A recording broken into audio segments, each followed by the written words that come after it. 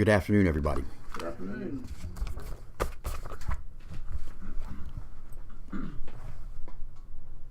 A priest and a rabbi from local parishes were standing by the side of the road, holding up signs. They were holding up signs. The rabbi's sign read, "The end is near." Now, the priest on the other side of the road held up a sign which read, "Turn before it's too late." They planned to hold up their signs to each passing car. "Get a job!" the first driver yelled at them when he saw the sign. The second driver immediately behind the first yelled, "Leave us alone, you religious freaks!" Shortly from around the curve, the two clergy heard screeching tires and a splash, followed by more screeching tires and yet another splash. The rabbi looked over at the priest and said, "Do you think we should try a different sign?" The priest responded thoughtfully, "Perhaps our signs ought to say simply, 'Bridge out.'" You not get it? Oh.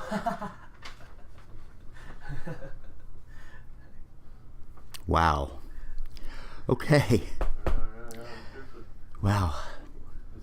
Keep that little piece of humor in mind about the sign. The end is near, as I deal with a rather somber topic. When the unthinkable happens. Vancouver, this is it," said the voice over the radio. It was the voice of David Johnston from his monitoring station on the north flank of Mount St. Helens. It was May 18th, 1980. What Johnston had witnessed, as he called in his warning, was the largest landslide in recorded history.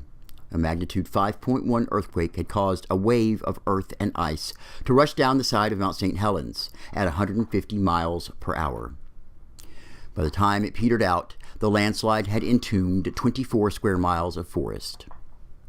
This landslide, in effect, left the mountain, which contained a volcano, with no cap. Without a cap of earth to keep it sealed under pressure, Mount St. Helens then exploded, sending a 100-story high mixture of ash, magma, rocks, and sand, spreading a path of destruction 10 miles wide as it plowed down valleys and over ridges at speeds near 700 miles per hour. There were 57 fatalities that day, including David Johnston. Neither he nor his trailer was ever found, both presumably hurled into the next valley and buried in debris. Such destruction as the eruption of Mount St. Helens produced was unthinkable until it happened. But it did happen, and the unthinkable so often does. Let's consider another unthinkable event. On the morning of August 28, 2005, the National Weather Service issued this ominous alert. Devastating damage expected. Hurricane Katrina had morphed from a relatively weak Category 1 hurricane to a Category 5 monster and was spiraling straight toward New Orleans. The city would be uninhabitable for weeks, perhaps longer, the Weather Service warned. Half the houses would lose their roofs, commercial buildings would be unusable, and apartment buildings would be destroyed. Residents should expect long-term power outages and water shortages that would make human suffering incredible by modern standards. The prediction was right on target as the hurricane. Many of us have etched in our brains a picture of the Louisiana Superdome where 20,000 people sought refuge from Katrina. Conditions inside the dome were insufferable due to heat and humidity. There were reports of crimes within the dome as well. As the nearby New Orleans Convention Center, where another 30,000 people had fled, reporters interviewed people who had waded through chin-high water and who told of friends and families vanishing in the flood. Hurricane Katrina affected 90,000 square miles in Louisiana, Mississippi, and Alabama. Well over 1,300 people were killed across the region, and bodies were still turning up in condemned homes 8 months later. Again, such destruction was unthinkable until it happened. Tuesday, September the 11th, 2001. 19 members of the Islamic terrorist group Al-Qaeda hijacked 4 passenger airliners so they could be flown into the buildings in suicide attacks. 2 of those planes were crashed into the north and south towers of the World Trade Center complex in New York City. Within 2 hours, both 110-story towers collapsed. A third plane was crashed into the Pentagon, leading to a partial collapse of its western side. The 4th plane crashed into a field near Shanksville, Pennsylvania, after its passengers tried to overcome the hijackers. In total, 2,996 people died in the attacks, including the 227 civilians and 19 hijackers aboard the 4 planes. It was the deadliest incident for firefighters and for law enforcement officers in the history of the United States, with 343 firefighters and 72 law enforcement officers killed while doing their duty. Unthinkable, but it happened. There are many unthinkable events recorded in history. There are some recorded in the Bible. One of them is recorded in today's lesson from Mark's Gospel. As Jesus was leaving the temple at Jerusalem, one of his disciples said to him, "Look, teacher, what massive stones, what magnificent buildings." And they were magnificent buildings. The historian Josephus said that much of the exterior of the temple of Jerusalem, which was constructed under Herod the Great, was covered with gold that reflected the fiery rays of the sun. Moreover, he said that from a distance, the temple appeared like a mountain covered with snow. This was probably because those parts that were not covered with gold were made of white stone. And the temple was enormous. The outer court was nearly a quarter of a mile long and 3 football fields across. It was bordered by walls. On top of those walls were magnificent covered cloisters of walkways with richly carved wooden ceilings. The temple was a huge undertaking which required an enormous amount of labor and money. It was said to be larger and more beautiful than the temple that Solomon built. It was quite a sight for all to behold, an architectural wonder of the ancient world. As the disciples stared with wonder at this magnificent edifice, Jesus brought them back to earth as he said, "You see these great buildings? Not one stone here will be left on another. Every one will be thrown down." And what was he saying? That their precious temple would be destroyed? That was unthinkable to the disciples. The temple represented God. The temple represented their identity as God's people. Yet Jesus told them that one day it would lie in ruins, and what he predicted came true within the lifetime of some of them. Herod's temple, a magnificent structure of awesome proportions, 4 years after its completion, was totally destroyed and wiped from the face of the earth. That was in 70 AD, approximately 40 years after Christ's death. In our lesson for today, Jesus addressed the forthcoming destruction of the temple and then uses this opportunity to talk with his disciples about the end of time. This is the content of Mark 13, one of the so-called apocalyptic chapters in the Bible, a chapter that has been used to strike fear in many hearts. The end of time is still a subject of speculation in many Christian churches, and many pastors and teachers are still using it to keep their faithful congregations in line. I don't mean to offend any of you by wading into this controversial topic, but I believe it is my responsibility to deal with some of the misinformation that has been spread about what is often referred to as the end of times. Now, Jesus said 3 things about the end of time that could be helpful to us. The first concerns false teachers. Jesus said to watch out that no one deceives you. Many will come in my name, claiming I am he, and he will deceive many. Now, I don't think we can properly deal with a writing like Mark 13 without dealing with the subject of false teachers.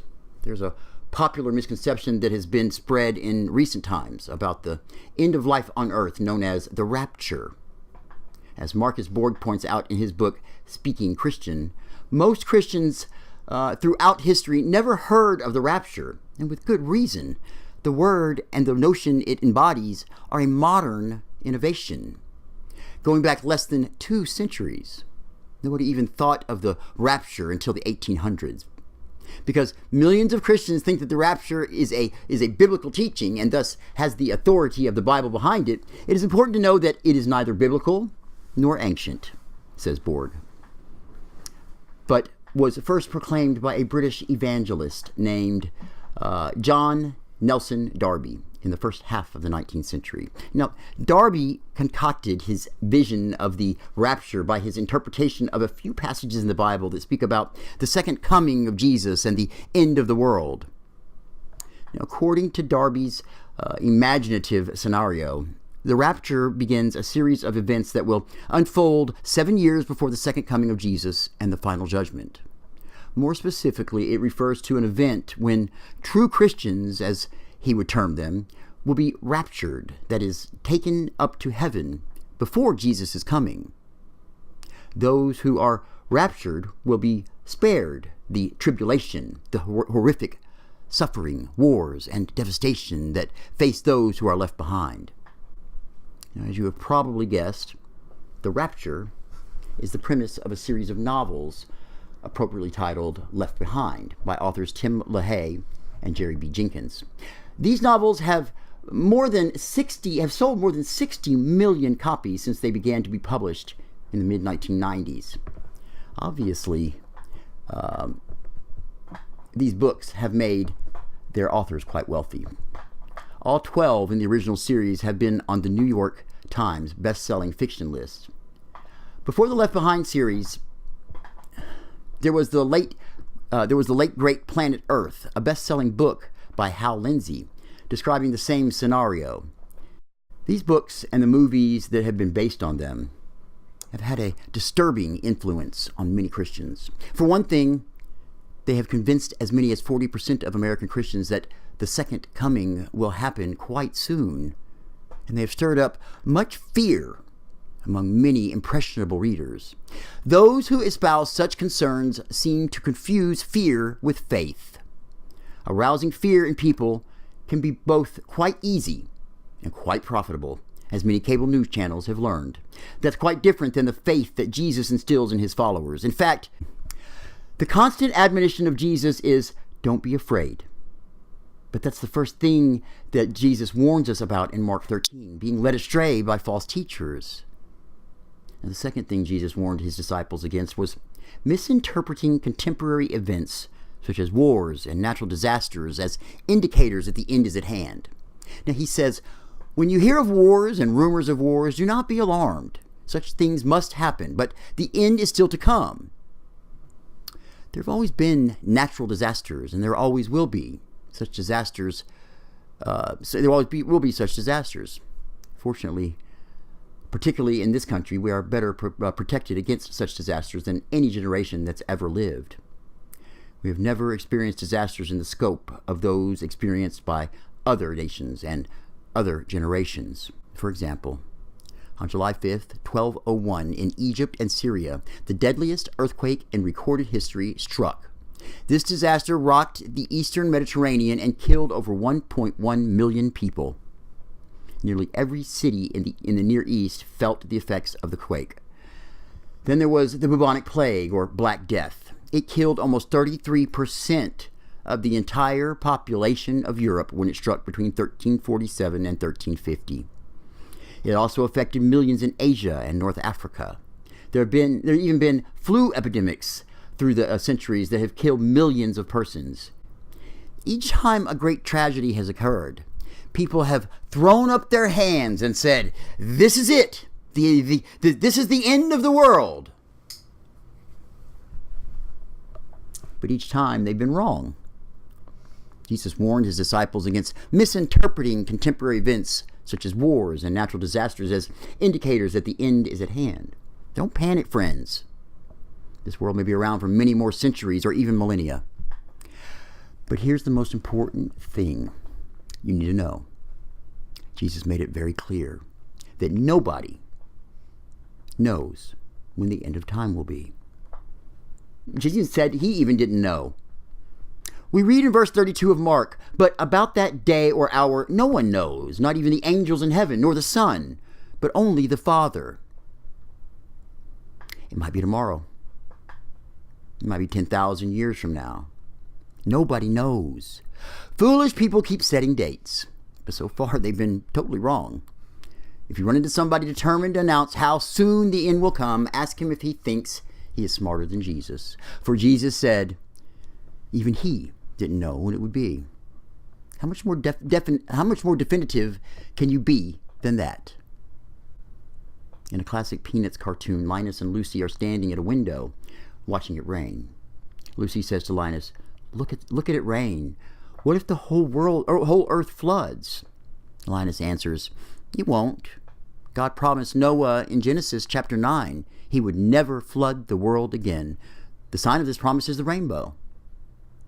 Lucy smiles and replies, Linus, you've taken a great load off my mind. To which Linus responds, sound theology has a way of doing that. Jesus makes it very clear, regardless of what certain popular books and movies infer, it might be thousands or even millions of years before the end comes. Nobody knows. Neither scientists, theologians, nor quack preachers on radio or television. Here's what I want you to remember. Life is unpredictable. Terrible things will always happen in this world. I don't say that so that you'll be afraid. Exactly the opposite is true. I want you to know that regardless of what comes, God will never leave you nor forsake you. Even if the entire world should pass away, God will still be with you. It is said that during the making of the classic film Ben-Hur, actor Charlton Heston had to learn how to drive a chariot. It was part of a race scene that was probably the most exciting one that had ever been filmed up to that time. After many weeks of chariot lessons, Heston told the director, I think I can drive the chariot all right, but I'm not at all sure that I can actually win the race. The director responded, you just stay in the race and I'll make sure you win. That's Christ's message to us in every troubled time. You just stay in the race and I'll make sure you win. Don't let false teachers fill your mind with needless anxiety. No one knows what the future holds, but we know who holds the future. God holds the future, and we are God's own children. Do not be afraid. Amen.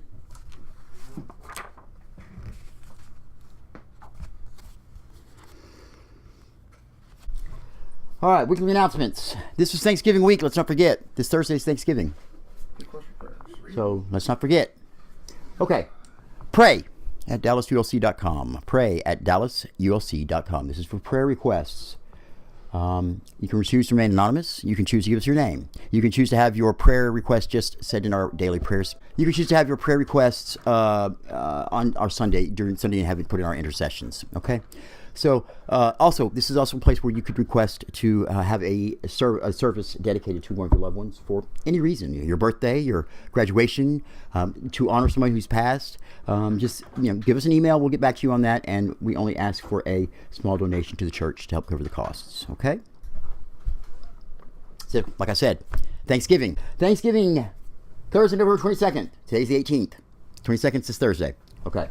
Thanksgiving potluck. Hey, I pride us on our potlucks. We may be a small church, but we know how to eat. I'm telling you, we have some good food. I'm doing the turkey this year. I've never done a turkey, and it's a big one. I've never done a turkey, and I'm doing a turkey, and I'm gonna do it on the grill. I have a recipe to do it on the grill, and I also got of course, the honey baked ham, which somebody has to go pick up tomorrow. And I'm doing my famous green bean casserole. Okay, you're getting hungry, aren't you? You don't want to see it anymore. 5 p.m. service. 5 p.m. service for Thanksgiving. We'll have a small, quick roundtable afterwards, and then we'll go directly to eating. So, if you have not signed up to come for that service and you want to participate in the potluck, today's the last day. So, if you want to participate in the potluck, come talk to me after service, and we can get you signed up. So, because nobody else has signed up. Nobody has signed up yet. So, if y'all are going to come eat, please sign up. Okay? Hey, did y'all know we had a podcast? No. Yeah, we had a podcast. I can't believe it. I mean, you think only big people have podcasts. We us, a little bitty church here, we have a podcast. Guys, I said it again. Say it before, I say it again. If you haven't heard our podcast yet, go check it out. It's different from watching it on YouTube and being here in person even. You catch different things. I don't know why, you just do. Check it out. It's kind of fun, and I we can always use the ratings. You can check out our podcast on Pocket Casts, Anchor, Radio Public, Stitcher, Apple Podcasts, Overcast, Castbox, Breaker, Google Podcasts, and of course Spotify. Our podcast. Check it out, guys. It's kind of fun. There's a little surprise on there too. Sometimes it's not on any of the other recordings. So, compliments, concerns, suggestions, complaints, feedback at DallasULC.com. Feedback at DallasULC.com. Geared more toward our YouTube watchers and our podcast listeners, but anybody can of course use this email address for any of these things here. If you're out there in YouTube land or podcast land, look, this is your opportunity to tell us what you like, what you don't like, what you want to keep and what you want to get rid of. It's tell us what you think. I can't see your faces. I can't hear your voices unless you let me hear your voices. So you're part of this church too. You're members of this church if you're listening right now. So let us hear you. Okay? Uh-oh. Got that yellow sign again. Important schedule change ahead. And I'm giving you a fair notice on this, guys. On December the 9th, unfortunately, this club that I belong to, they like to schedule things on Sunday afternoons. So they've done it to me again. December the 9th, service will be at 1 p.m. instead of 3 p.m. So it's a little better. We're not doing it at 11. So it's not the crack of dawn like some of you think that is. So 1 p.m. instead of 3 p.m. on December the 9th. Okay? 1 p.m. instead of 3 p.m. Get that in your head. 1 p.m. instead of 3 p.m. on December the 9th. Okay?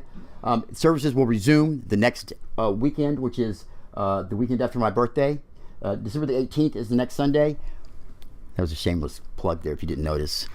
December the 18th resumes to 3 p.m. So it's just one day this year so far that's going to be affected. So 1 o'clock, 2 hours early. It's not bad, guys. We can handle that. Okay. All right, that's it then. I want to do a roundtable today, and it won't be a long one. I think that unless you'll have a ton to talk about, but I think the sermon was pretty self-explanatory. But I want to hear your thoughts on it. Okay.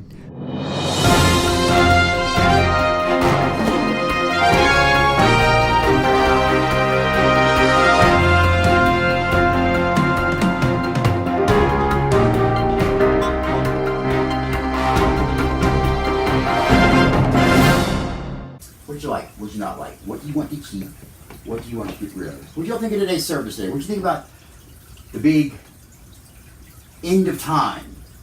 Anybody have any thoughts on that today? I think it was interesting, but it's also relevant, and I don't know if it was also made for instance, like right now there's wildfires in California, right? And for them, the videos that you've seen, the footage on the news, it's absolutely ridiculous. It looks like hell on earth. Well, yeah. So it's interesting that this topic was brought up because some of those pictures that people might have thought was a sign of the end of times there, those pictures, right? Exactly. And what I liked is how you mentioned, instead of fixating on the idea of the end of times, you also made a point to say, just because bad things happen does not mean that it is you know what I'm saying? I understand what you're saying. I do, and that's the kind of the point of the whole sermon was, look, if you sit there and let me try to use just with this little analogy here.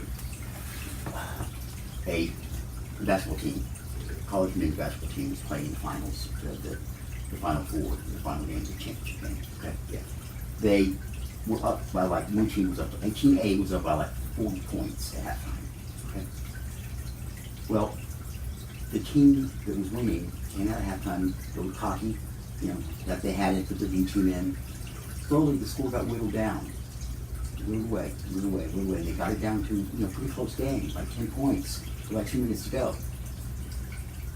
Well, the Team A that was so far ahead started watching that clock and thinking, okay, all we gotta do is kill time.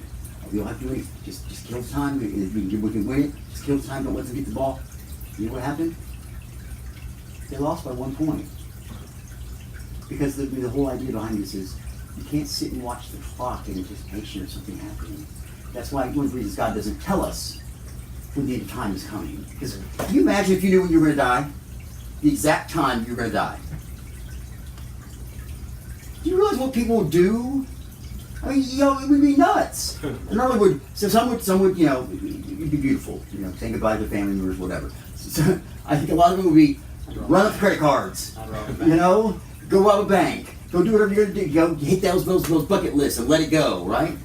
God doesn't tell us that the end of time is coming when it's coming for a reason. First of all, there's not a damn thing you can do about it if it does come, right? So why worry about it, except for the fact of how you're living your life. The other team played like there was no tomorrow. And same thing with the. That was yeah. The same thing. Yeah. It's like 4 o'clock though, right? It's a stretch. It is. The Patriots did the same thing a while back too. You know what? Go ahead. Please, both of y'all can talk. What else? I was just. Go ahead. What you just said about the sports analogy, I was like, yeah. Excuse the language. That's right. The Patriots did that too a while. Two Super Bowls a lot ago. of teams have done that. Yeah. They get and it's a proven thing. You don't watch the clock.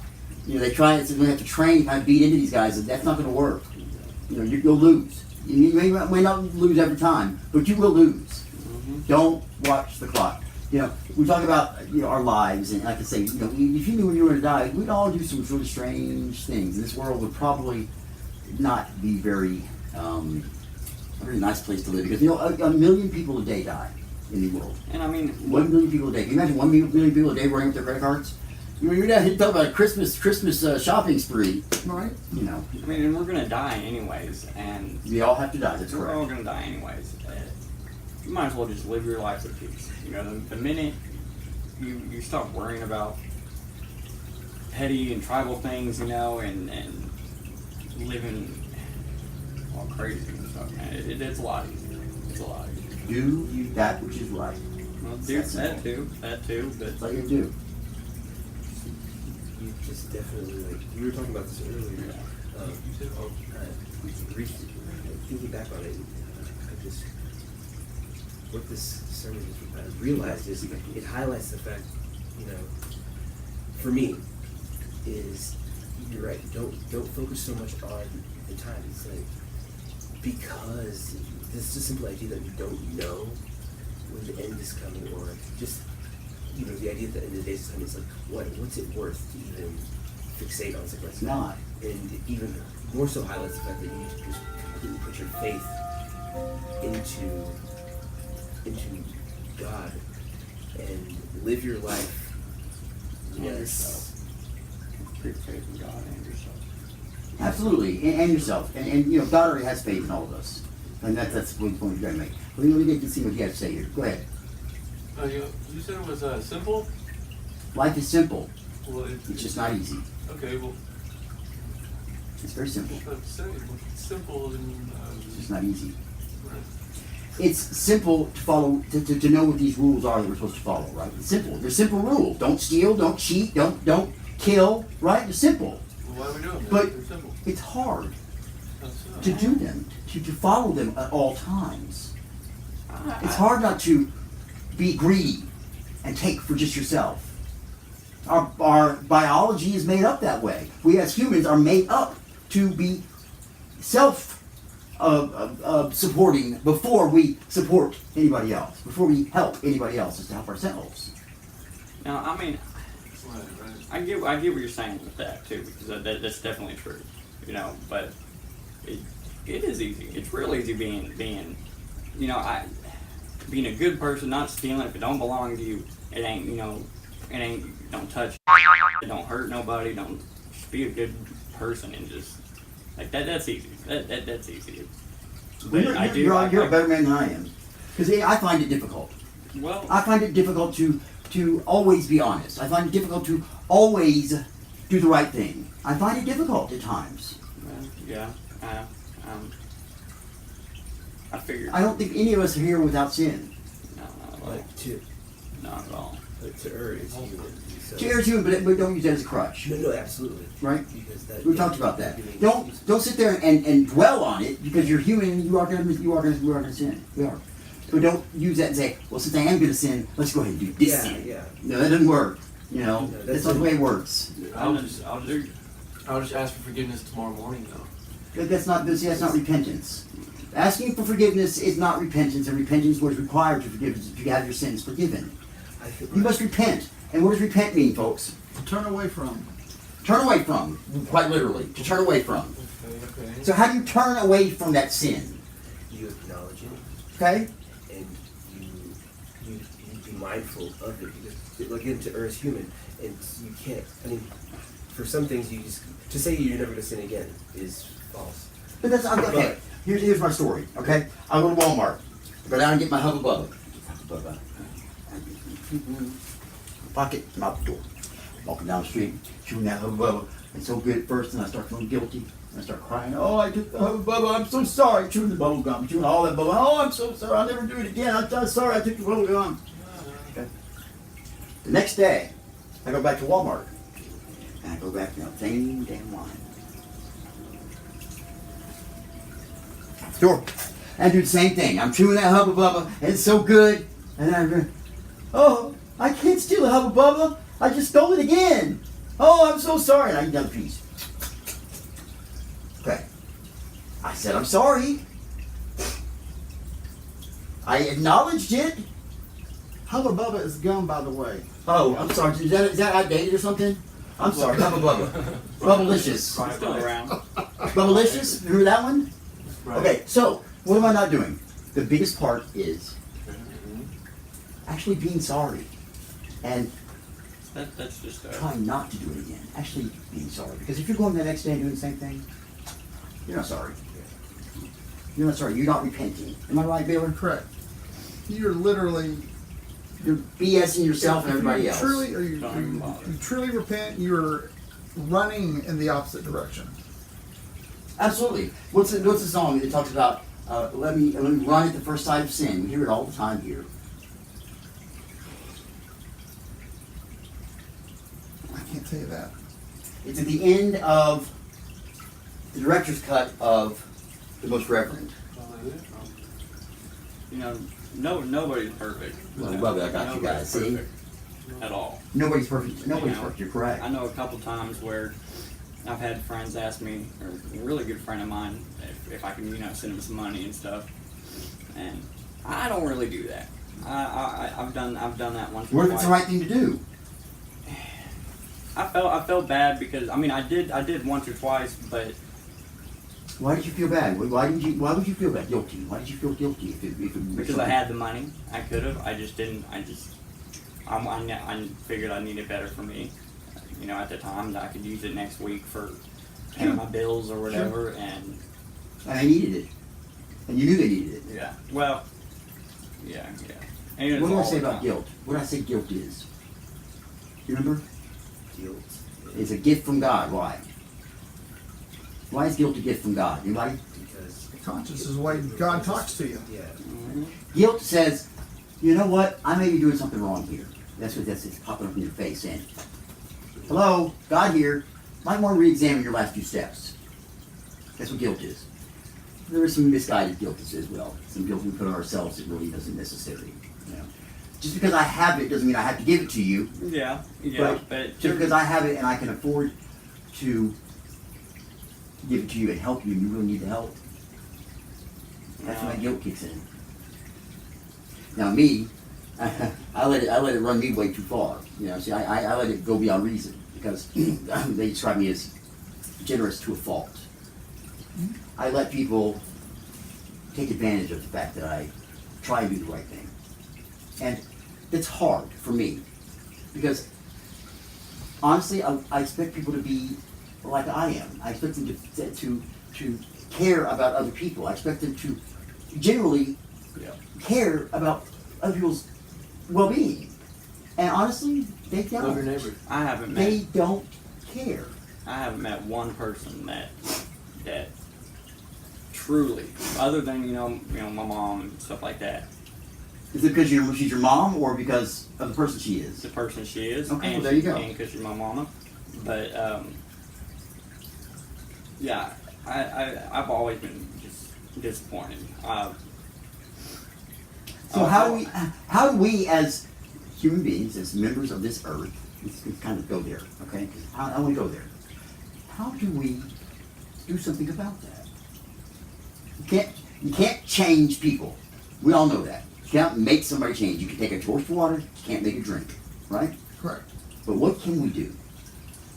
How can we make the world a little better in that sense? Because we're saying right now the world is gone to hell in a handbasket, right? We're saying that nobody, that the people are bad, that there's evil, where there is evil. But what about, you said there's only one person you know who is what? Really not I don't know any person that deserves the same type of loyalty and friendship and all, that I same amount that I put out and gave to them, and would still do for them. Absolutely, because you don't give it to receive something in return. You give it out of No, love, I right? know that. Yeah. Right. But if you start gauging things on, I'll give you this to give me that barter system, boy, love and emotions and all that would really not be love and emotions, would it? You need to live by what you know to be right. Absolutely. Wrong. Do Lead by that example. which is right. and even if you Live do, by That's the example. point. And even That's if the point I'm trying to make here. That's the point I'm trying to make. You are here for a reason in this church. You are here with us worshiping today for a reason. I thank you for being here. I do. I think some people that come here do come to support me in my ministry, and I appreciate that. Hopefully, when they come, they get a little something. Hopefully, something sticks. Okay. But here's the point I'm trying to make. These four walls are not this church. Okay? The first one in my condo. Okay? But that's beside the point. If you were in a big church building, that's not the church. You are the church. The church is the people. Okay? The church is you.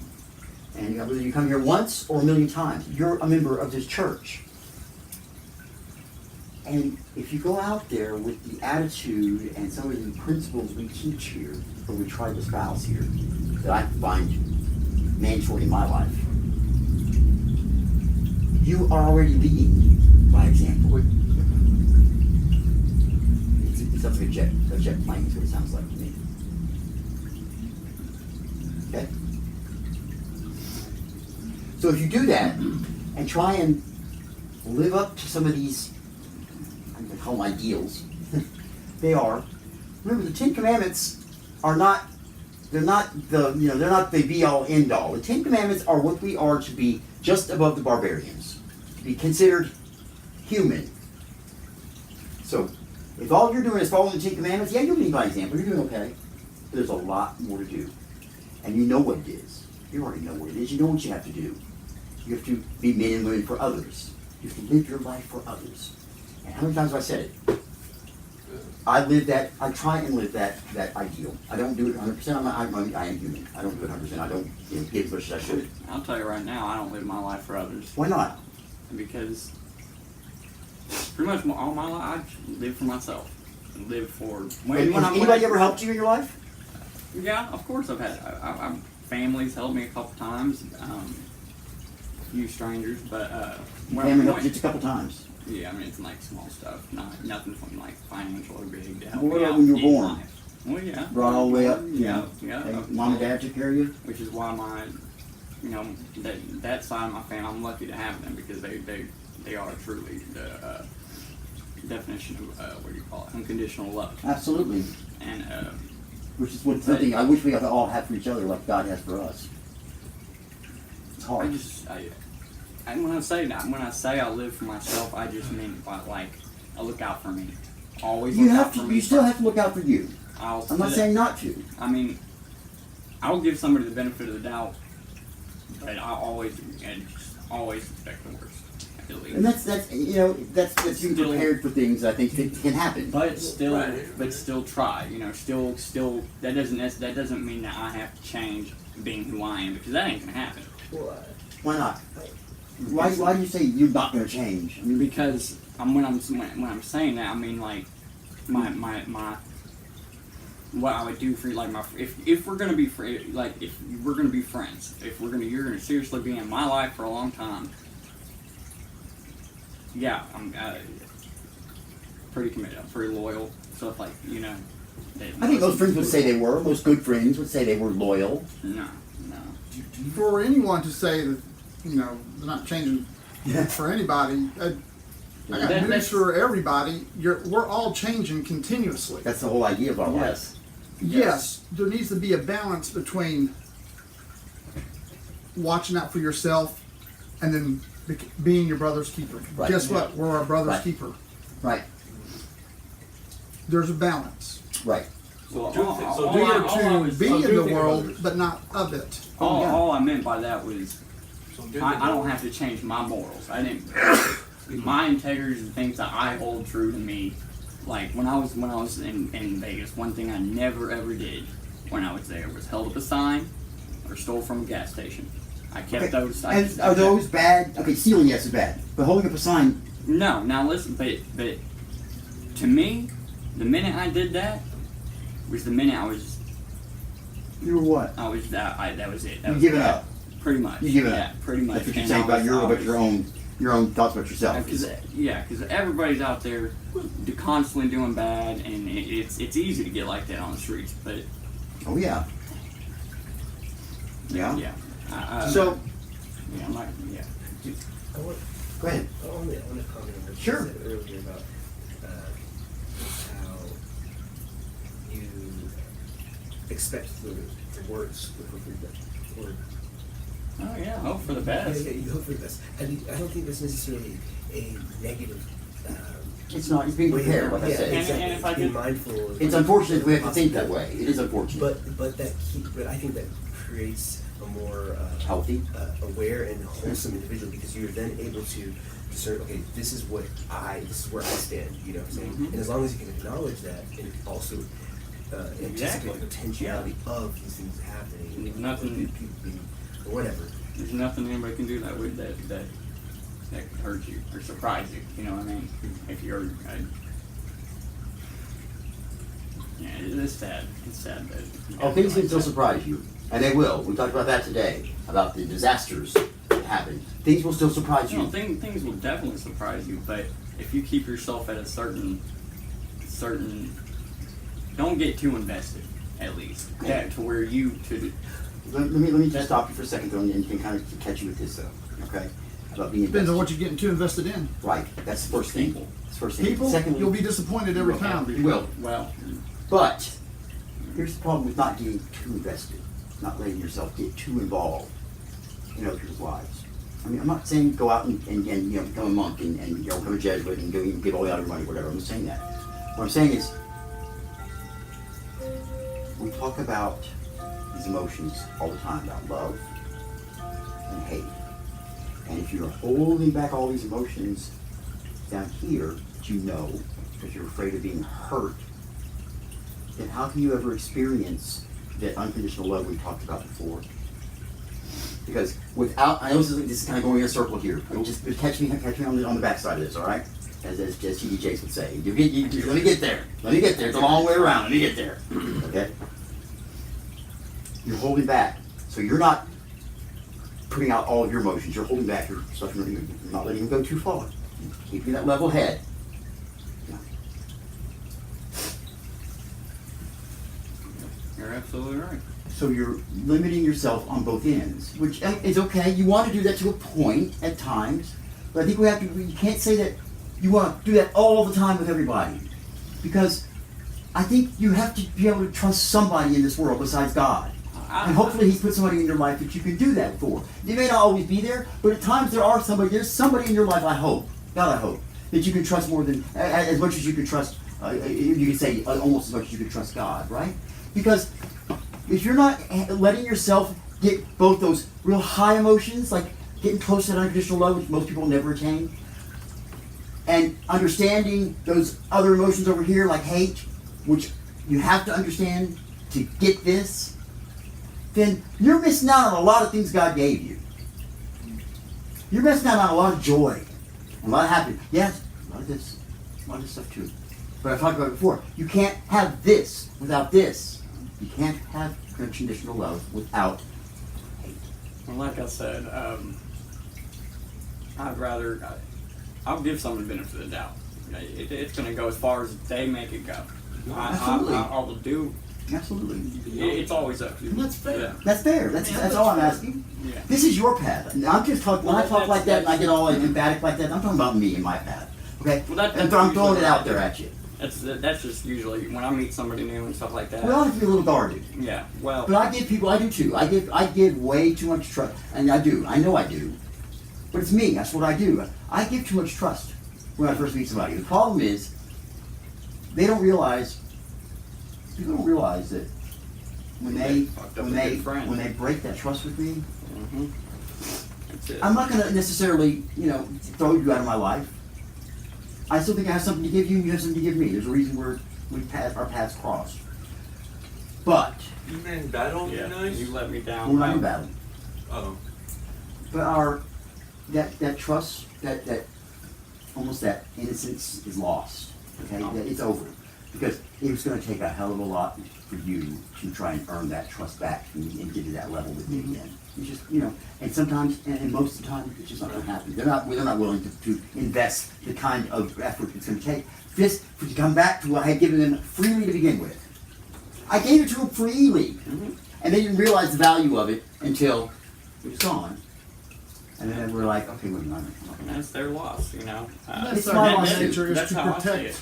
Sure, and not be hurt sure, it is. physically It or is. emotionally. But we sure like the good feelings, don't we? It's hard to catch that, to understand the psychology of that alone. To get this, you gotta get this. To know true love, I have to know hate. And I think with our particular community, here we're already in a place where we don't We're trust, looked down at we're us. quick We're to looked not down at trust us. the other people. Oh, sure. We are quick to not trust others, and that is our human Why? nature. Why is that? Why do you think that is? Because some of the people we've known in the past have been For our entire lives, it's been thieves. They've only been, us to they've look out been- for ourselves, and but Yeah. it's not what your entire life has to be, though. no, Let me but explain to you what I'm saying here, okay? Just catch me here, okay, for a second. I'm not trying to force my way of life on you, okay? I'm telling you what I do, what works for me. And this is, and I'm not perfect at it. Believe me, I'm not. I can be, I can see my people in the eye and see something over there shiny too, okay?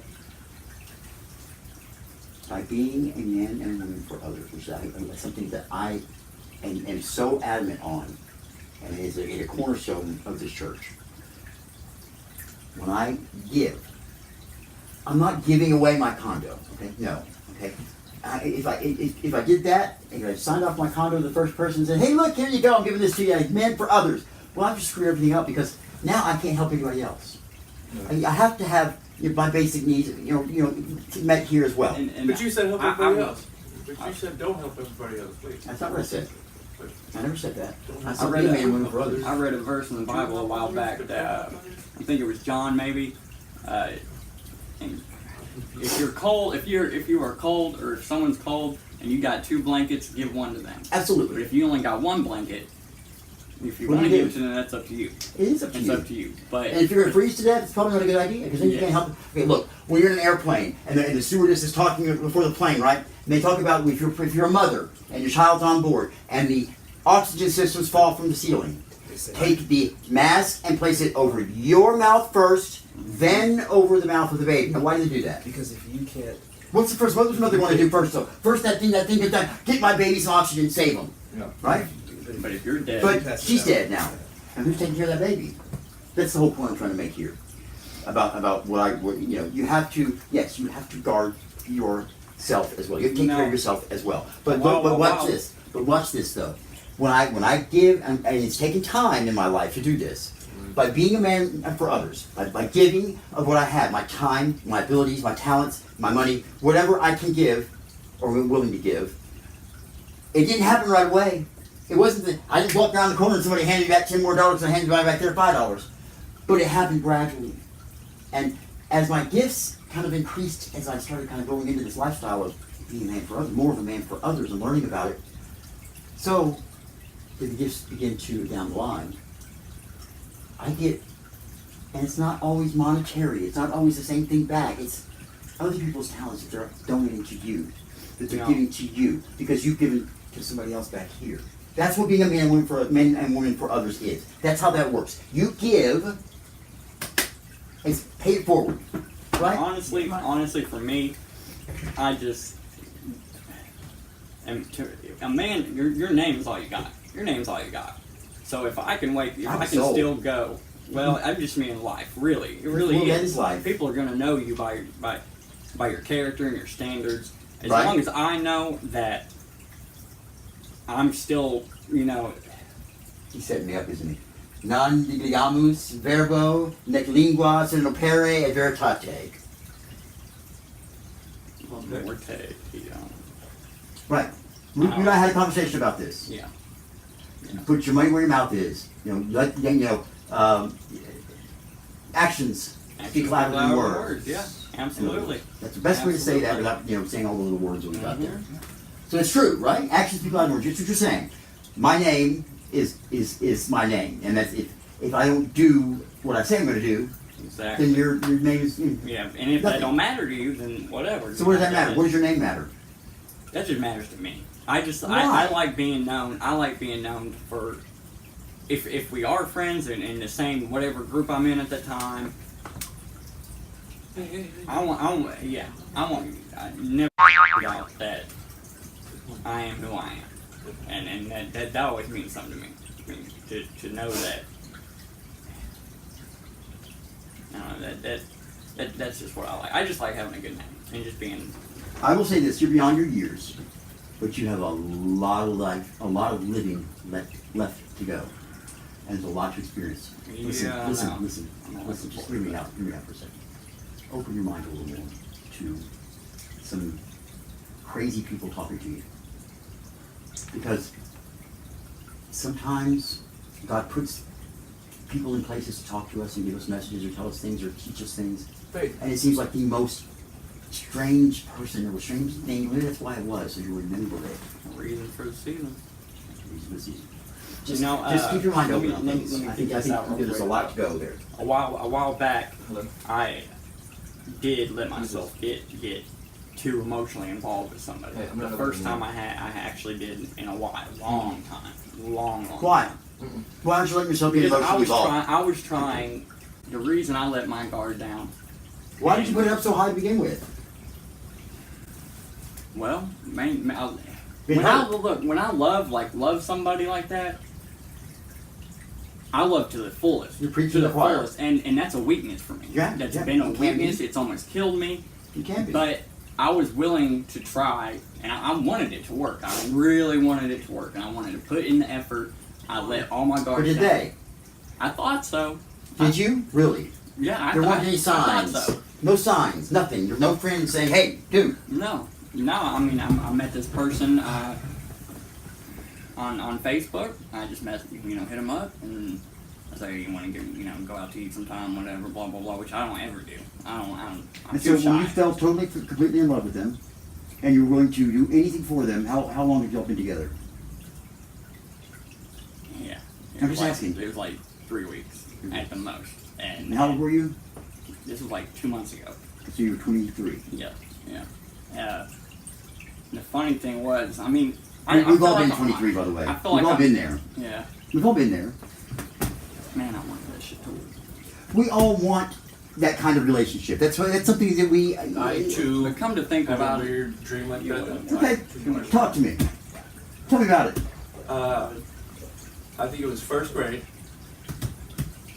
I didn't get contact till fourth grade, so I was, I started to see, but I had this like dream, like I was in front of the stage, Okay. playing like a drum, like playing drums.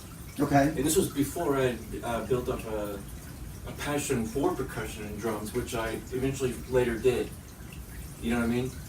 You know how like sometimes you chop off one disease, I do. but then like later on you end up doing like the same thing, but in like a different kind of way. Certainly. But it's the same kind of thing, Okay. So it was just weird, but I had that same kind of like fairy tale, and And how does that? Let me just ask you. How does that fit into some of our readings today, and about our gospel today, and about the things we talked about in the sermon? I mean, obviously, it came up in your mind for a reason, right?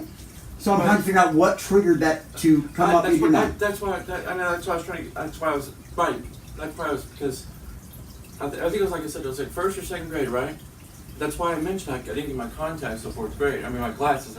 Okay. I was so young. I didn't get contacts until sixth grade. Okay. Because I had to be trained first. I understand. But so at that time, I'm thinking blind is normal, right? But during class, and I remember being in first grade because I remember being Park Crest, and I remember being in the corner at the end of the hall at the corner of the classroom, And I remember always in that, but it didn't just happen like once. It happened So once, what is that? twice. Tell me again how that fits into what we're discussing today. I don't know. It's just something that triggered a memory that you're having. That's all, right? Right. Okay. All right. And I later developed. Well, think about that, Well, and maybe later on you can come back to me and later tell me how. developed. Like I ended up liking percussion. Very good. Like literally, I like and I percussion as still well. do. Out of all the instruments, Mm-hmm. if I were to be if I were to be, hey Chris, come play the or whatever, but I get to choose. I'm going straight towards the snare drum. Very good. A lot of people have everybody has their own opinions on the things like The that. last thing I'm gonna say, Okay. honestly, the reason I for now, I've been so jaded. Really, the hardest thing I ever had to do, and that includes getting off the streets, being on the streets, all that. The hardest thing I had to do was give up.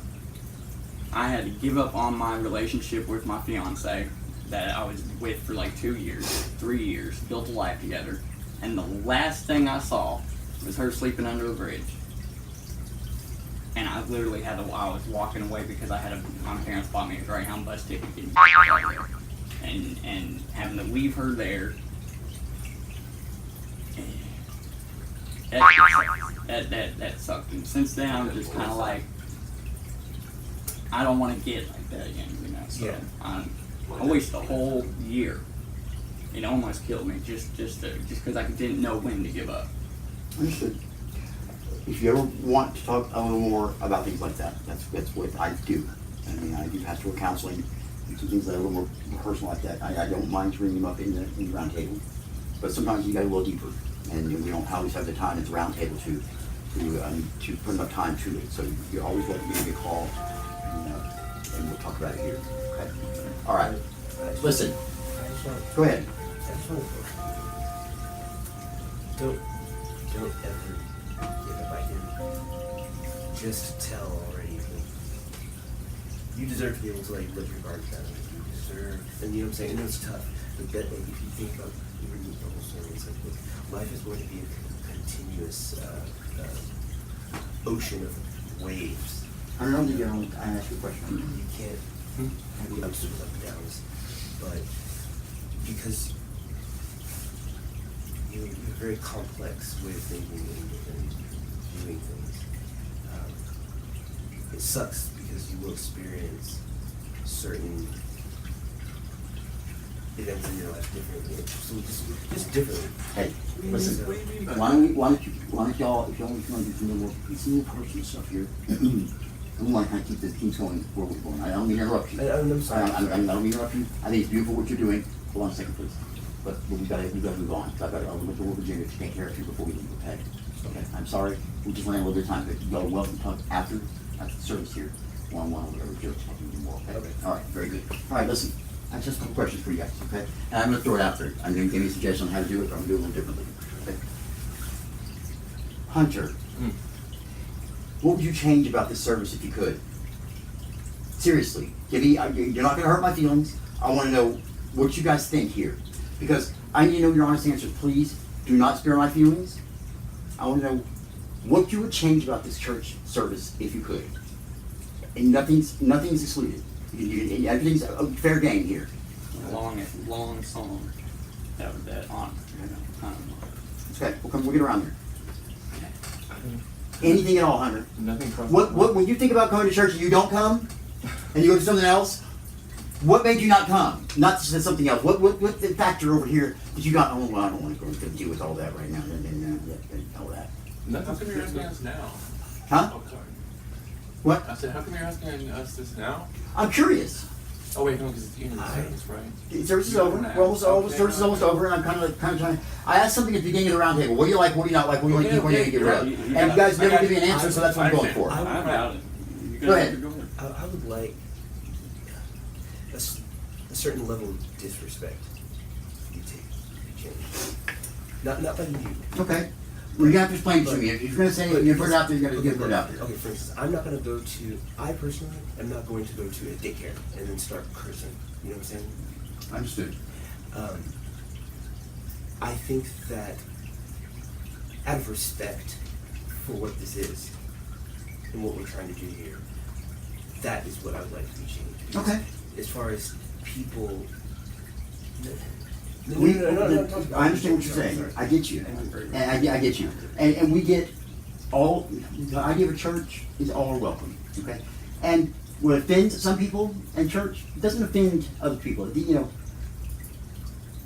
I see where you're going with that, and I agree with you. There should be a level of decorum in the church. It's not always going to happen. And you know what? It doesn't mean they're bad people. No. I've cussed in church. No. You know? No, I'm not saying that. Guilty. It is. It's like. I don't know how to describe it. Because I'm guilty of it too. Because I'm really not, I'm not even really that big into the whole church thing, but when I do go to church, or if I'm going with my grandma, even though today I was on my phone a little bit, I usually wouldn't do that. Maybe. Okay. Honestly. But I still took, Okay. yeah. Honest answer, thank you. Thank you. Okay, I understand. And I want to make a point. When I made that comment, I wasn't directing. I don't want you to think because, like, for instance, you just answered your phone, and I said the whole thing about just. I don't. No, I know you're not bothering me. I know, but I was just saying, like, I wanted to make that point because it just occurred to me that could have been misconstrued as that. No, what I mean is just. I guess maybe that's just a personal. It is, But- and you know but it's it's okay like- to have that. We're all brought. But it's like look, for those who know, including myself, it's just more of a mindfulness. Absolutely, and that's also being a man and woman for others by being mindful of others' Yeah. needs, be respecting their boundaries. Okay, so just say, Hunter, Taylor, what would you change about this service if you could? Anything at all? It's all fair game. Guys, this is your chance. Come on. Familiarity with music. No, And then we've discussed about certain things, the way it's hard. the beat as to the responsive readings or when we do public reading. Yeah. Right. I thought it was. I'm going to wrap this up by saying this is relaxed, Yeah, it is. and this is high church, and It's not bleeding for you. and so when right. It's not bleeding it's for going you. to collide. Okay, so it's not bleeding for you. I think that's what we're seeing here. Okay, I it's got possible. an idea. Good. Right. Music with the words also, like people singing on the music, Well, so that okay. it helps you keep the tone of the music. And for people that don't know the music, Some people do need that, and that's a possibility. But you do that, and we're not really getting our authentic sound. And sometimes, God bless Tim. But I think more people would try to But, sing. I think more people would try to sing if there was at least something to You think so? sing with. Yeah. I'm not enough for everybody to sing with. What's wrong with y'all? It's Huh? all right here. It's all right there. It's all right I understand what you're saying. But I the get tone. you. I mean, people don't I get it. know the. You're Here's the deal. Yeah, the yeah. tempo. What we and the tempo. okay, what we plan to do. I think he's right, but it's like, it's like we don't, like we were talking about earlier, you don't want to give him too much, you don't want to manipulate too much. We don't want to miss it at all. At all. What we're trying to do at the beginning of Okay, that, right. when there were songs that maybe we weren't quite familiar with, we had Davin was going to be a lot of things. And was going to be our music director, like he wanted to be, and he was going to, when we had a new song, practice the song before the service with everybody. That way they became more familiar with it, they sang it together, and then we could do exactly what you're saying. Then your neighbors are singing it, and so it's all together. But I told the other day I didn't have time. I mean, I ran out of time. This week, I did. The song for the offertory. I know it's a popular song in a lot of churches. I don't know it, and I looked at Babe. I didn't know it He either. didn't know it either. I saw that when I finally realized it. But I told him before service, you had to help me out during the offertory because I had no idea how to sing this song. But that, Right. and that's the thing, though. And, you know, if we had time to practice it first and hear the melody, hear somebody else sing it, that's what you're saying. We're saying the same thing in a nutshell. Right. But you're also building something, too. Right. You know, over time. Things will change. Things will And that's the whole change, idea of our yeah. church, too, is we can change. Right. Unlike a lot of staff churches that don't for 2,000 years. I think Okay? it's beautiful. Right. I like it. Right. I really do. So is Trump gonna ever build the wall? Okay. Considering you said, We don't get into, you said he's gonna We build don't get things, into politics but in eventually, church. but eventually they don't. unfortunately, we don't talk about politics here. Right, I forgot Just that. not that kind of thing. Yeah, Okay? The only politics we care about is God's politics. Right, Okay? you're- All right, guys. you're- Let's go and close this out in prayer tonight, this evening, because I'm getting hungry, and I know the dog's probably hungry, and I know Baylor's probably about to fall asleep over there. So, come on, guys. Let's circle up and close this out in prayer. Oh, wait, no, this one. Watch your head. And please watch that glass.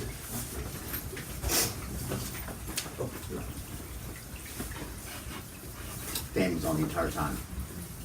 Anybody notice that? Go ahead. Come on. Right in the lights. And the clock. Clock always is. All right.